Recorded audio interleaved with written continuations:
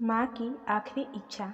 एक बार एक बूढ़ी माँ को उसके बेटे ने एक वृद्ध आश्रम में ले जाकर छोड़ा। इस माँ का ये वही इकलौता बेटा था जिसके लिए इस माँ ने जीवन भर संघर्ष किया। इस बेटे के लिए वो सब कुछ किया जो एक माँ को करना चाहिए या कर सकती है, और आज भी अपने बेटे को किसी भी तरह की परेशानी ना हो इसलिए आश्रम में रहने के लिए भी तैयार हो गई। वृद्ध आश्रम में रह रही माँ हमेशा अपने बेटे को याद करती, मगर बेटा केवल साल में एक बार उसको मिलने जाता था या फिर फ़ोन पर बात कर लेता। कई साल बीत गए।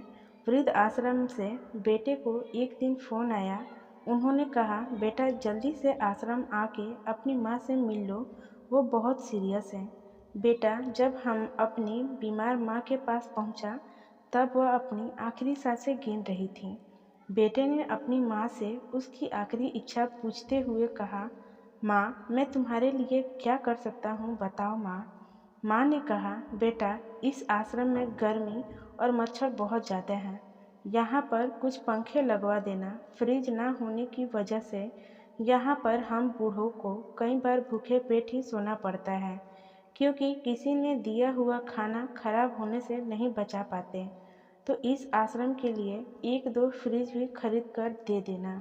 बेटे ने अपनी माँ की सारी बात सुनी और अपनी माँ से पूछा, आपने इतने साल यहाँ पर निकाल दिए पर आपने कभी भी यह बातें मुझसे नहीं कही, और जब अब आपके पास टाइम नहीं बचा है तब आप यह सब कह रही हैं, ऐसा क्यों?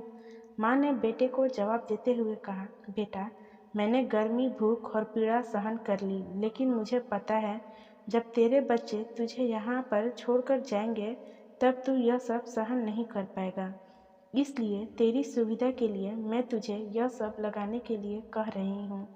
दोस्तों, माँ की ये आखिरी लाइन किसी भी बेटा या बेटी की आंखें खोलने के लिए सक्षम है।